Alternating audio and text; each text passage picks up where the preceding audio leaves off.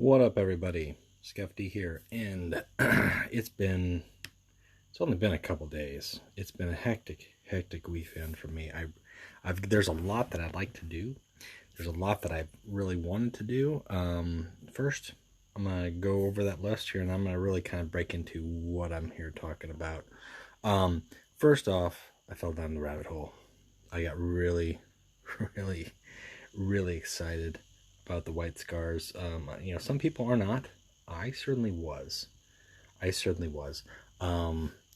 you can tell, I had a lot more gold.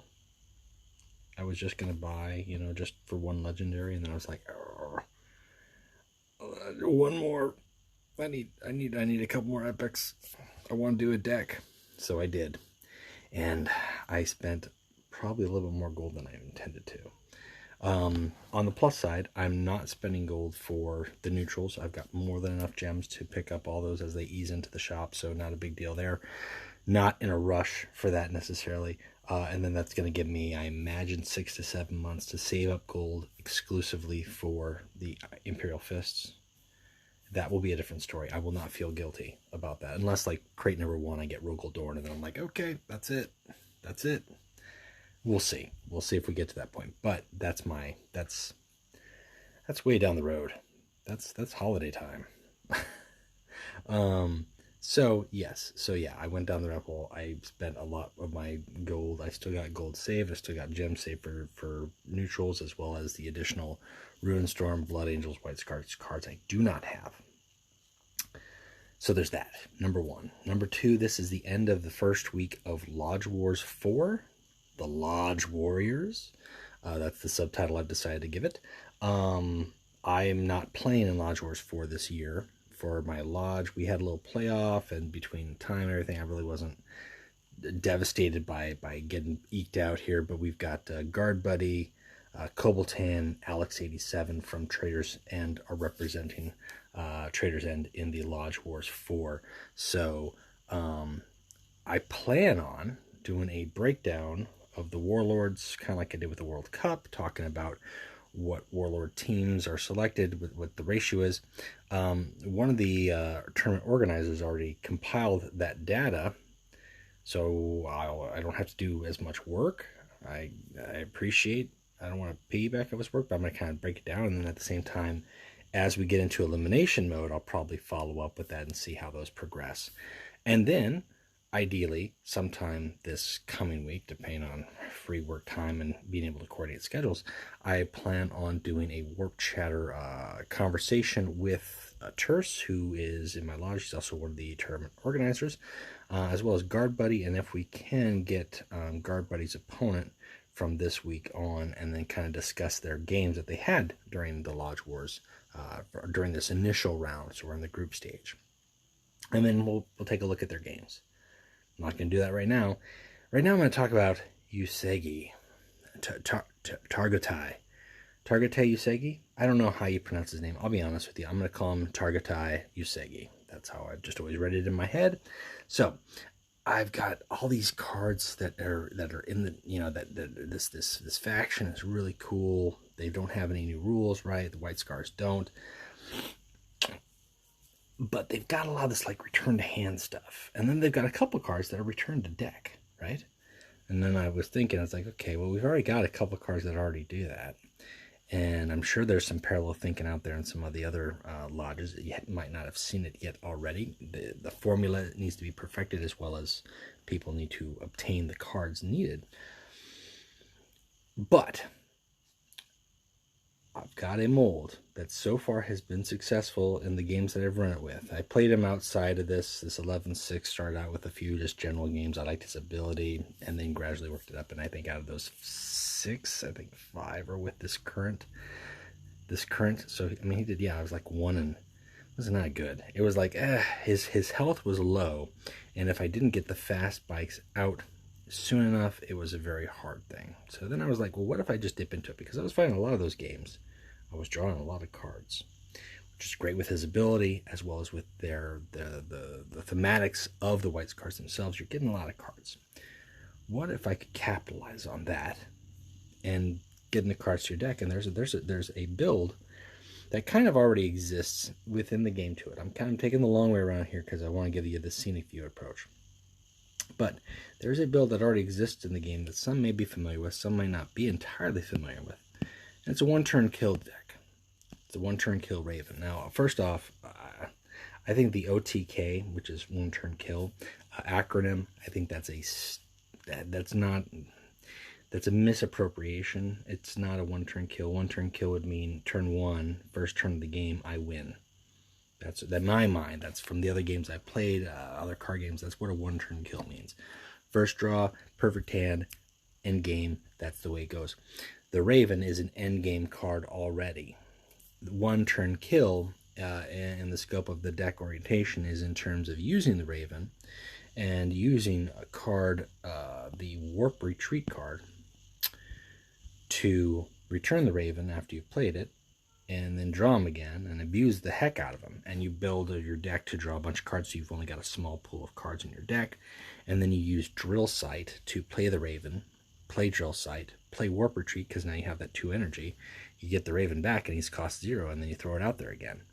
And you do it over again and again and again and again. You don't have to do it that turn, you can do it the next turn. And so on and so forth until you just kill the opponent, whether they have frontline, beefy, stuff in the way, whatever.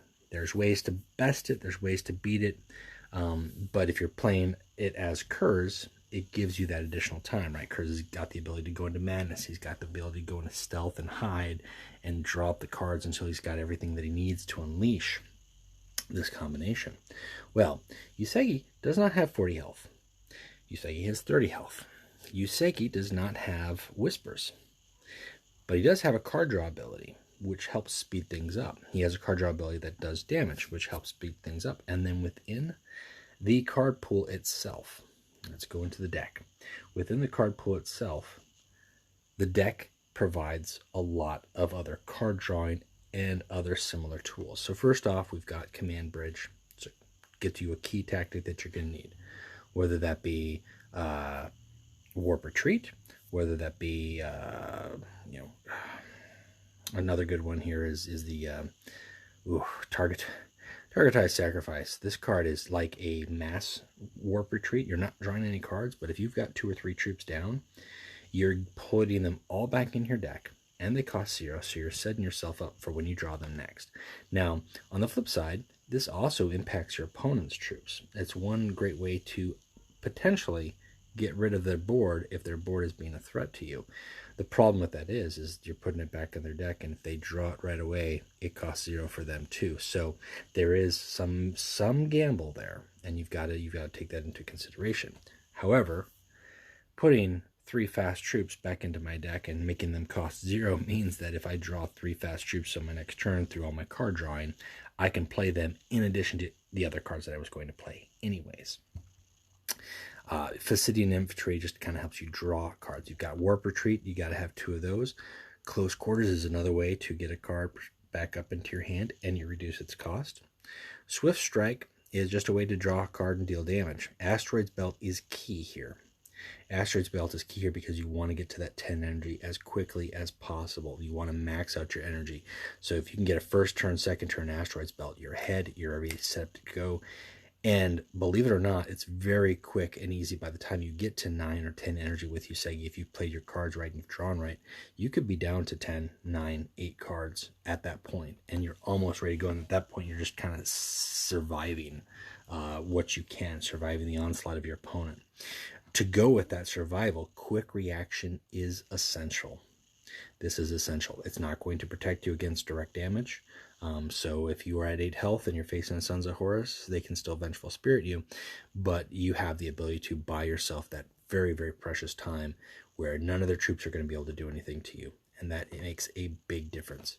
And then you've got, like I said, Targutai's Sacrifice, 2 of those, huge, and Stormseer's Wisdom, again, drawing 3 cards and healing. I would like to have 2 of these. I only have 1 of the epic, so it is what it is. Now, that's the tactics that kind of bind it all together. And there's a couple things to fly in here. There's a few. This deck isn't perfect. This deck is rough draft format based off of cards I have available and based off of initial play. And I kind of want to evolve it. And there's some things like it's a really hard cut. It's a really hard cut. Do I need Command Bridge? Maybe not. Do I need a card like Void Engagement, Lactitio? Definitely, more so. But Command Bridge gets me that clutch, and that's just as important. Do I need Skyfire?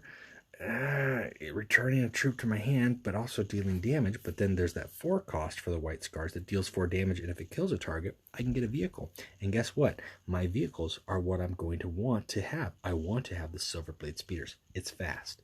I want to have the Kaisergen Speeder. It's fast. It has Cleave 2. It has 4 attack and 5 health. Typically, that's your end scenario here. It's not a Raven. It's not an 8 health, 8 attack, but it is a 4, and it's got Cleave, and it's a 5. And if you can hash this thing out 4 or 5 turns, for 4 or 5 times in one turn, you are dealing, 16 to 20 damage, plus potentially cleaving damage if there's a frontline troop that you want to get out of your way. You've also got the Tanghai attack bikes, which are just a straight 3/3, and because they're 3 health and not 2 like Goldstones, they're going to survive their first bump with an opponent's Warlord, which means that you could potentially either force your opponent to respond to them on their next turn, or you can gain the benefit of using Targutai's Sacrifice and return them to your deck, and then you have another 0 cost 3 fast. None of these guys have Unstoppable, however, and that's a big problem. The biggest problems really with this deck, it's a combo deck. It is a combo deck, and I don't know, I wouldn't say that the White Scars are a combo-oriented Legion, but I'd certainly say that their strength lies in a heavy, multifaceted approach to combinations. Like if I had Outriders in here, and I do not have the card Outrider, otherwise I would like to squeeze one in. If I could throw one of those out there at a time when I'm putting out 3 or 4 fast attack troops and they're all getting +2, that's huge. That's a huge swing. So that's a very good piece.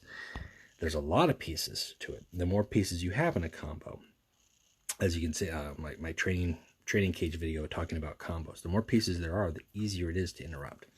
However, some of these pieces serve dual purposes, so they're not as crucial if I've got another card that does the exact same thing.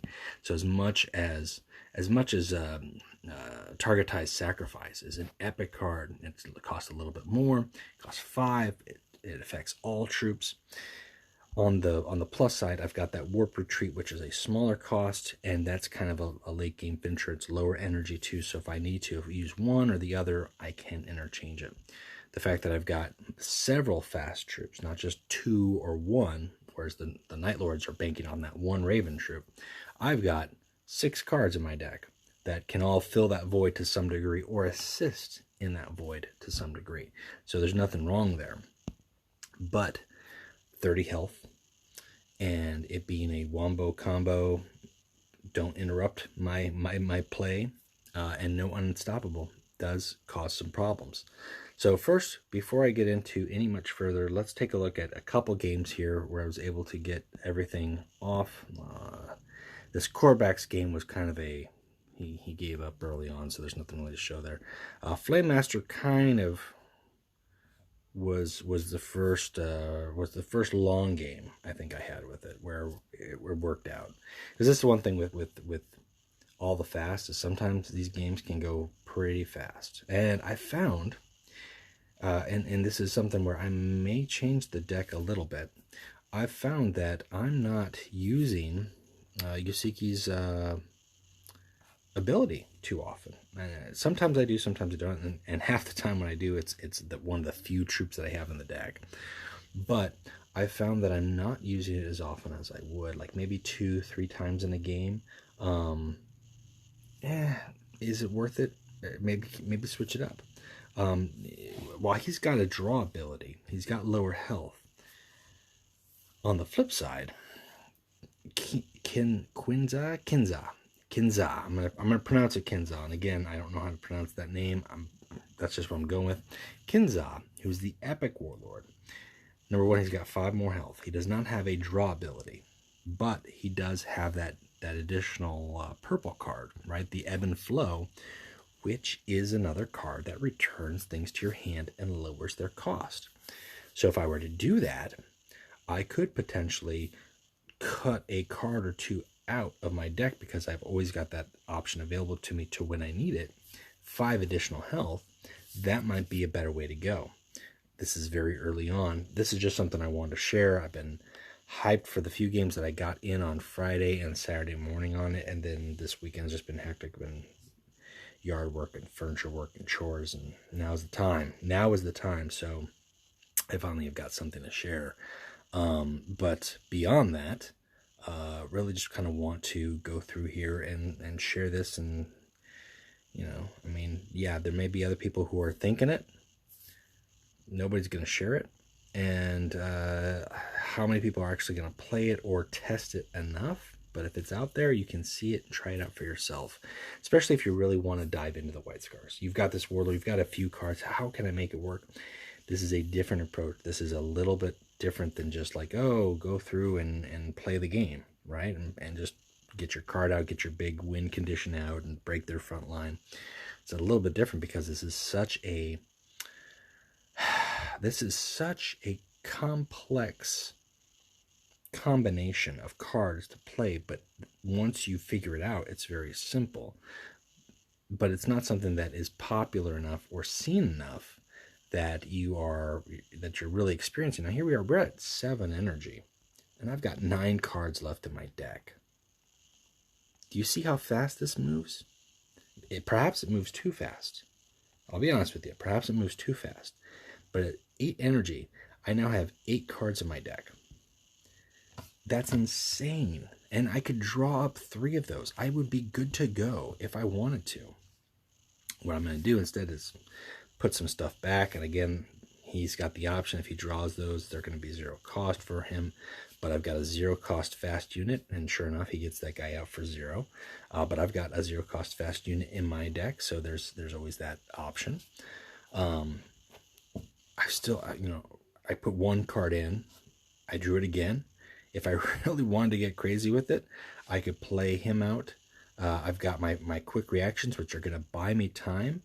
And with his Death Guard, with his Night Lord, really, Merowyn is the only thing is going to do something against my Warlord with his direct damage ability. They don't have a tactic that deals direct damage. So if I can stave off via quick reaction, via, health-wise, and just kind of stay alive, very important there. So yeah, here we are. We're going to go into 10 energy, and we're going to have 4 cards left in deck after we draw it. All the pieces that I want are ready. I've got the Speeder. I've got the Kaisergen Speeder. I've got Warp Retreat. I'm going to have less cards in hand to do it with, but I'm going to go cheap on this one because I want to use quick reaction. If I remember correctly, I used quick reaction here. Yeah, there we go. Use the cheap quick reaction, and then let's just seed the deck a little bit. Turn everything back into our deck. Really frustrate him. He could draw those cards again. He's only going to draw 1 of them, though. And with 3 cards left, I can drop a troop. I could just drop the troop, let's be honest. I could just drop a fast and do the damage with what I've got in my hand to do the dirty work at this point in time to win the game. I've got what I need. Everything here, the most expensive thing in my deck is 6. So it's not impossible to go about that route and just batter it down. And that kind of helps to some degree with the speed. I'm not like, okay, well, I'm going to use this 7 cost card. At the most, I'm going with 6 cost. So it moves very fast. Doesn't move too fast. Well, let's take a look at this one here against Forex. Now, Forex, this is a hard matchup. This is probably the hardest matchup I've had with it so far because Forex can put out frontline. Probably, I think Latara is probably the only other one who might surpass him in the ability to put out frontline. So it's going to be a hard game. I know it's going to be a hard game going into this, and I know that I've got to set up everything right. There's several obstacles that the Iron Warriors have that can oppose me. Number 1, frontline. Number 2, high cost beefy guys, vehicles with frontline, or the Iron Circle, I forget the Astartes names, the Terminators, basically those guys with the 8 health. Those are things I don't want to see. And then they've got direct damage. If he gets me down to 12 health potentially. He could play Contrador, and he could play, you know, an attack from his Warlord and follow it up with some other tactic that deals damage, and then that's the end game for me. So I've got to keep all of that in mind. Either look for an opening, or at the very best, hope that he doesn't draw what he needs and I get to draw what I need. And that's a little bit of luck that goes into every game. So far, okay, we're at 4 energy. Let's see. I'm going to want that Asteroids Belt. And I might, seeing that and then knowing that too, I think I just might keep. I got to keep Command Bridge. That's just too pinch. And I'm at 16 cards. I'm already through half my deck going into at 6 energy. That seems crazy. It seems ludicrous. It kind of is. But that's the point. That's the point of this deck. You've got these guys here who are going back into your deck and drawing a card. You've got Swift Strike. If it works to kill something, you get to draw a card. Now that one doesn't go back into your deck, which is kind of a good thing in this because it's not diluting your pool of drawing. At that end game, you want those 2 or 3 cards that are all 0 cost, all fast. You don't want to burn your Warp Retreat and then you're like, oh, and there's my Lectitio. That's not what I need at this point in time. Oh, there's my Stormseer's Wisdom. I don't need that when I only have 1 card left in my deck and it's not a tactic. It's not going to do me any good. And then knowing that too, maybe 1 Stormseer's Wisdom is probably the best way to go. I don't know. We'll see. Now, one thing to note there with that move, putting those cards back in his deck, he had increased them either in his hand or in his deck at the time because of his Iron Warrior's tactic. But once they go back into his deck, or if they were to be returned back to his hand, those stats revert to normal. However, he is getting that 0 cost should they come up again. So that is important to note. And I cannot have things sitting behind front line bumping me off. That's just not acceptable. So I'm gonna keep the speeders here as long as I can, because I want to be able to maximize it with something like either the Warp Retreat or Yusegi's Sacrifice, or in addition to another fast attack if possible. So I don't just want to throw those out there just for the heck of it. Not worth it to me. Maximum voltage. Now, Sabotage is in there for a few reasons. There's troops that are annoying, tedious with abilities, whatever the case may be. Covert support can be a big problem if you're facing Alpha Legion, but also to get rid of a troop with frontline, they lose frontline. They're still going to be on the board, but if that is your obstacle, great, they're out of the way. And then I can follow up there with that.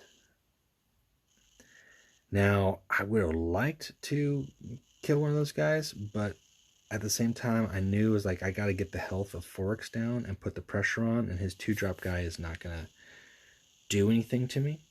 I've got a troop that he's got to respond. However, he's got that nasty.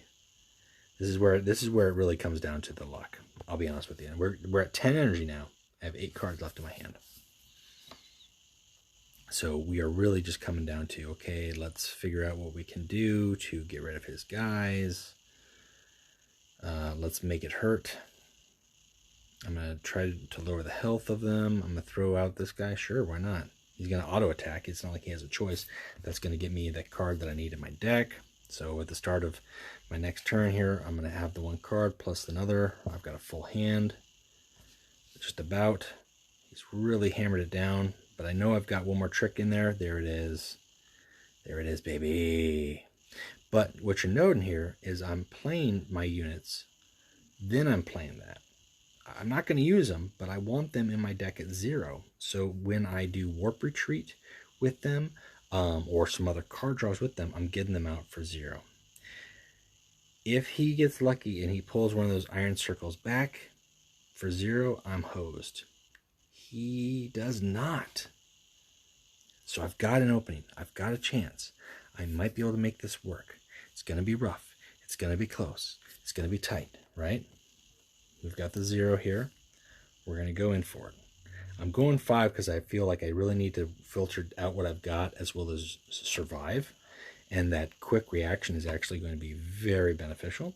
So I'm going to stick up with that. We're going to stay at there. And then we're just going to do what we can for the time being. We've got one card left in our deck. All of our pieces for the cycling of the Warp Retreat, ready to go. I've got this guy out here for 0, so I can do him again. So he's kind of aware as far as what's going on at this point. He should have an idea, and he's probably also thinking, okay, but you've only got one card left. I can make you hurt for one card. I can put out this big nasty guy, and that is a problem. What do I do?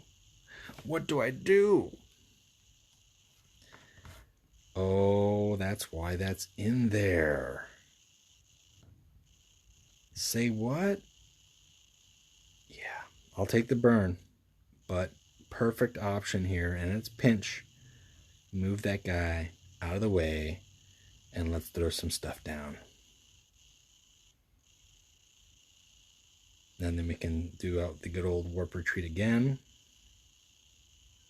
Throw it out again.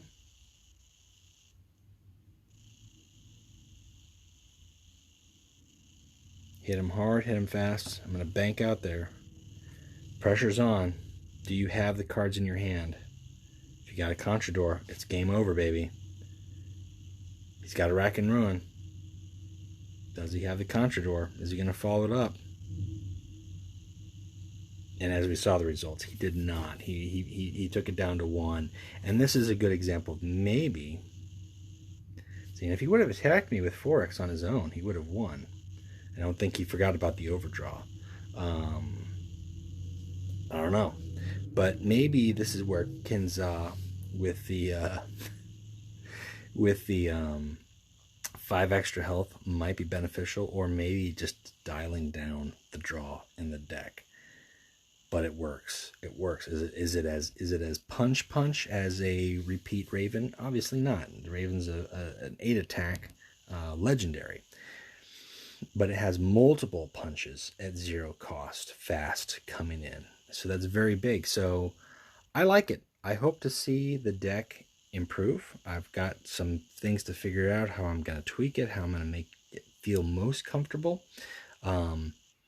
It's something that already exists out there, but reshaping it for the white scars. And I think it feels very white scarry. You know, yeah, we're fast. We came in, we hit you, but we didn't stick around, and you're wondering where we are. Oh, we're back again. Boom, and here we are again. We're hidden and running, and you know, we're riding wild. I think having one Outriders would make a lot of beef, especially if you can have a 0 cost Outriders by returning it to your deck with Yesugi's Sacrifice, Targutai. It's the same guy, but first name. Targutai Sacrifice. If you can set that up and then drop them down and then make your fast guys 6 attack or 5 attack at 0 cost, makes things a lot faster. So when I get one of those, I would like to find a way to squeeze it in here. If you've got those cards, you want to play with it, check it out, give it a try. It takes a mind. You need to know what you're doing. You can't just draw cards and throw down your fast when you get them. Know how to play it. Know what your opponent is playing, and how to use those cards as best as you possibly can. And I think you might have fun with this. It might be a little different. That's the idea. We got a new faction. We might have a new deck out there that becomes more common based. Now, are the cards here common? Well, let's look at the legendaries. I've got 1 legendary in the deck currently. But I do have a lot of epics. I do got the Void Engagements. I've got the Warp Retreats. I've got the Asteroid Belts, the Skyfire, and the Stormseer's Wisdom. So I've got those cards in there. Right? That's a decent amount of epics. They're not... again, Skyfire could very easily be the common for energy cost tactic. It's not perfect, but as far as legendaries go, I've got a rare Warlord and 1 legendary. So this could be a budgetable deck. This could be.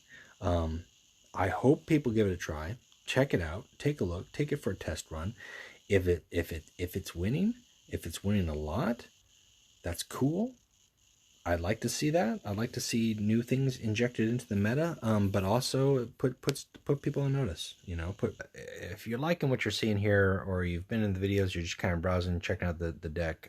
Be sure to like, subscribe, please. It makes a big difference. A lot of the people who are viewing aren't subscribers, so you can't see when I'm posting new videos, new stuff. I try to share stuff all the time. So again, takes a moment if you're into that. If not, you know, just leave me a downvote, leave me a comment, let me know that this video was worthwhile to you. Put if it's not supposed to be working this way, if I shouldn't be at 6 cards when I've got 7 energy, then maybe they need to make some changes in the game, and that would be one way to push them in that direction. Like, hey, check it out. Here's these results. Here's these games. These white scars are really, what the heck's going on? Maybe we dial some things back. I'm not saying I want these dialed back. I think this fits. This works. With Qin Xa using this, having that 5 extra health, not having a card draw ability necessarily, but having his ebb and flow, that's not such a bad thing. It's basically 1 cost more than the close quarters,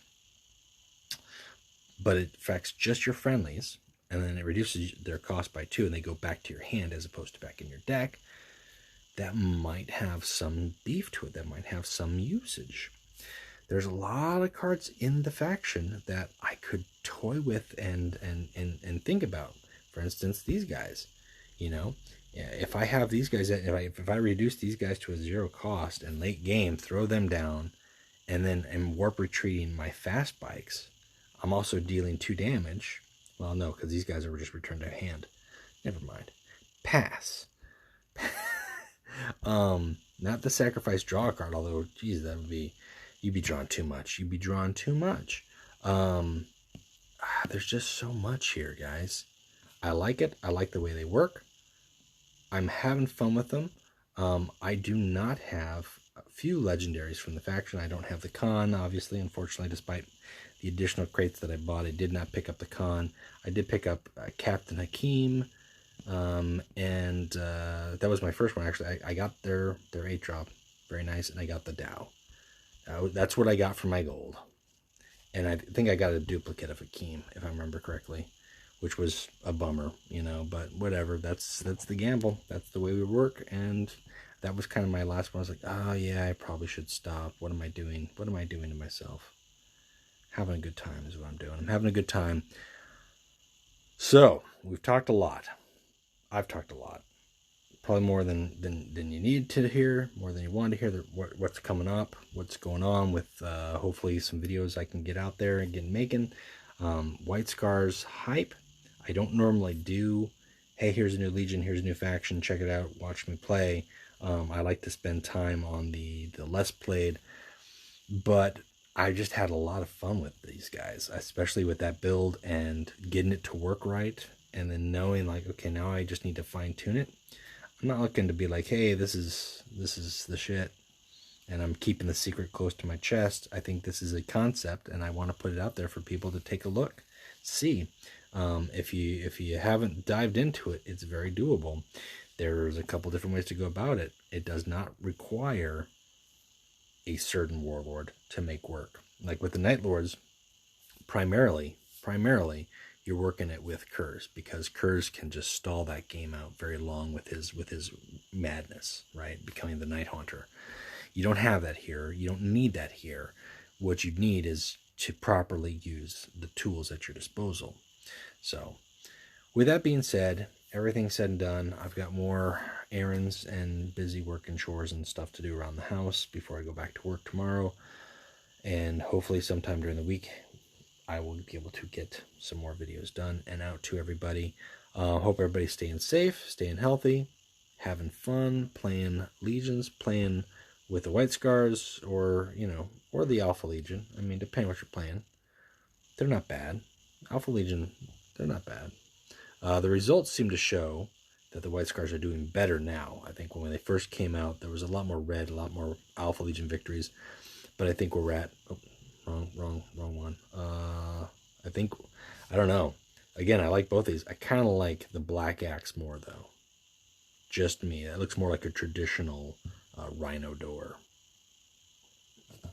It's not supposed to be a rhino door, but that's what it looks like to me. I could see that on like the side of a vehicle. Maybe even some heraldry on like a shoulder pauldron or something. I don't know if I would necessarily see the other icon maybe like as a banner in a hall of victory or something like that. So I've got 47 minutes to get this challenge done. I gotta do that, guys. And then I'm out of here. I'm gonna talk to you guys later. Hope you're having fun. Keep playing Legions. We will talk to you next time. Bye.